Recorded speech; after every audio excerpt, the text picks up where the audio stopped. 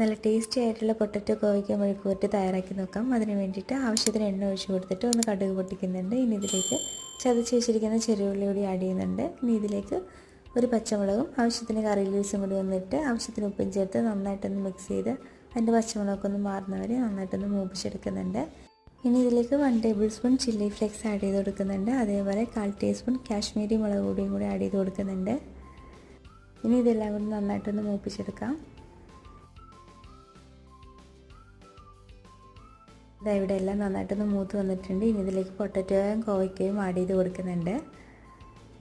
ഇനി ഇതെല്ലാം കൂടി നന്നായിട്ടൊന്ന് മിക്സ് ചെയ്ത് കൊടുത്തതിന് ശേഷം 1/4 കപ്പ് ചൂടുവെള്ളം കൂടി ഒന്ന് ചേർത്ത് കൊടുത്ത് നന്നായിട്ടൊന്ന് മിക്സ് ചെയ്ത് ഒന്ന് മൂടി വെച്ച് വേവിച്ചെടുക്കാം. ഇടയ്ക്കൊന്ന് ഓപ്പൺ ചെയ്ത് നന്നായിട്ടൊന്ന് മിക്സ് ചെയ്ത് കൊടുക്കണം.